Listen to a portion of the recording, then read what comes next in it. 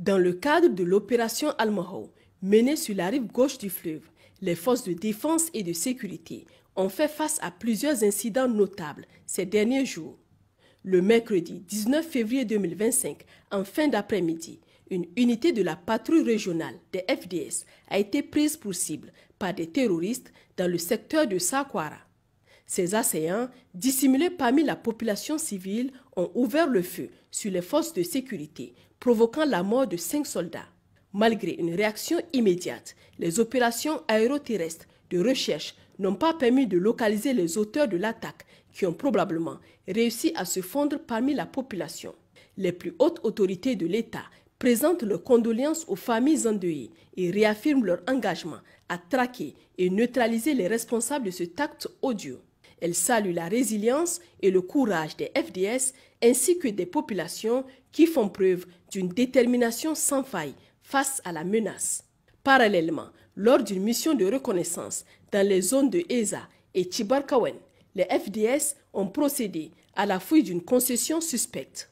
Celle-ci abritait un important stock de pièces détachées pour motos, engins souvent utilisés par les groupes criminels et terroristes actifs dans la région et au Mali.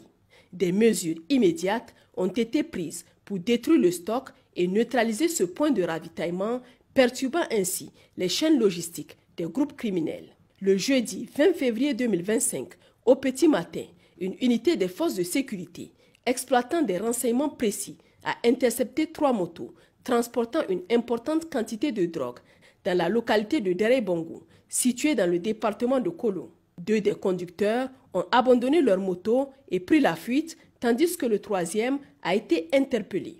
La fouille des bagages a permis la saisie des substances suivantes: 180 boules de chanvre indien, 240 000 comprimés de substances psychotropes, dont Tramaking 225 mg, Tapendadol 250 mg, Escazepam diazépam 5 mg. Le trafiquant interpellé ainsi que l'ensemble du matériel saisi ont été remis aux autorités compétentes pour les besoins de l'enquête. Dans le cadre de l'opération NIA menée sur la rive droite du fleuve, une mission de ratissage a été menée dans la journée du 20 février dans les secteurs de Makolondi, Torodi et aux environs du village de Niaktiri. Lors de cette opération, 3 individus suspectés de complicité active avec des groupes armés criminels ont été interpellés.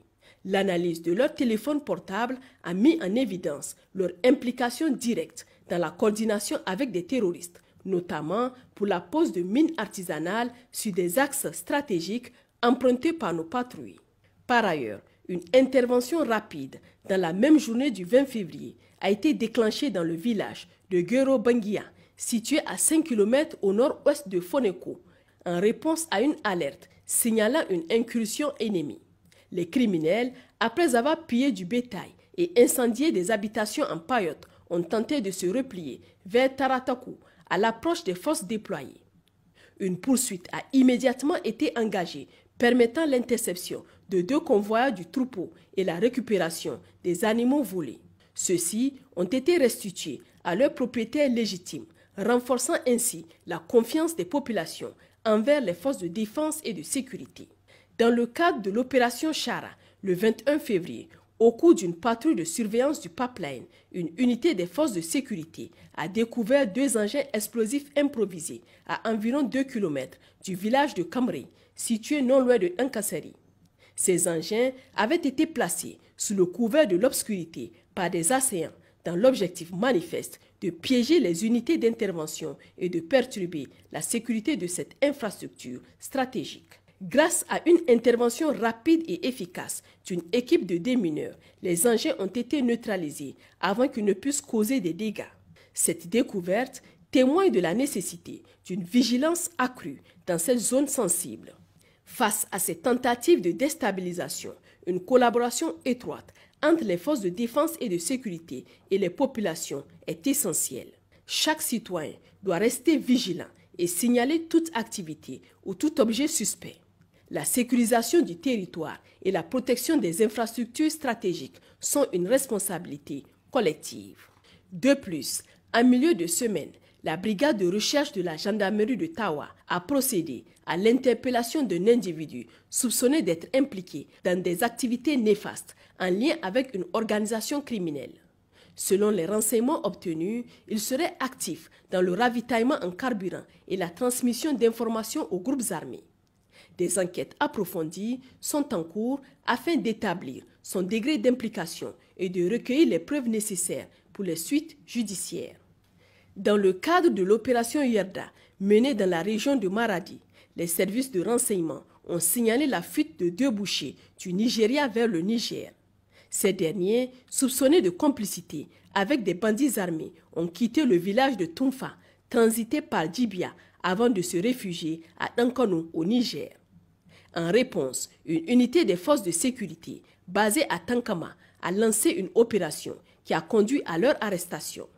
Lors des premières auditions, ils ont reconnu leur rôle en tant que receleurs d'animaux volés qu'ils achetaient à bas prix auprès des groupes criminels opérant à la frontière. Les suspects ont été remis aux autorités compétentes pour la suite de la procédure judiciaire. Dans la région de Zender, au sein de la zone de défense numéro 3, dans le cadre des opérations de lutte contre la contrebande de carburant qui menacent l'économie nationale et facilitent la mobilité des groupes criminels, les forces de sécurité intérieure ont mené 2 saisies importantes. À Gidangala, localité située non loin de Ourafane, une unité chargée de la sécurisation du pipeline a intercepté le jeudi 20 février un véhicule suspect de contrebande. La fouille a permis de découvrir plus de 80 bidons d'essence, soit un total de 2000 litres de carburant. Dans la zone de Tesker, c'est la brigade territoriale de gendarmerie qui a mené une autre opération ciblée contre les réseaux de contrebande dans la soirée du mercredi 19 février. La patrouille a intercepté 2 véhicules à cabine simple transportant illégalement du carburant et cherchant à contourner la dite agglomération. La fouille des véhicules a permis de saisir 50 bidons de 25 litres chacun, soit un total de 1250 litres d'essence. L'ensemble des 2 saisies ainsi que les contrevenants arrêtés ont été remis aux autorités compétentes pour les besoins de l'enquête. Dans la région de Difa, au sein de la zone de défense numéro 5, dans la nuit du 19 au 20 février 2025, les forces de défense et de sécurité ont mené une opération coup de poing dans plusieurs quartiers périphériques de Difa, aboutissant au démantèlement d'un réseau de 9 gangs spécialisés dans des vols en réunion sous menace armée. L'intervention a permis la saisie de divers matériels, dont une importante quantité de produits prohibés, un tricycle, des armes blanches, une cartouche de calibre 7,62 par 39 mm, la somme de 13 000 naira, ainsi que des téléphones volés. Au nord du pays, dans la région d'Agadez, l'état-major tactique de l'opération Garkwa a lancé une mission temporaire baptisée Gamido, visant à assainir la zone d'Emi-Loulou. Cette opération avait pour objectif principal de démanteler les sites d'orpaillage clandestins et de traquer les criminels susceptibles de s'y réfugier.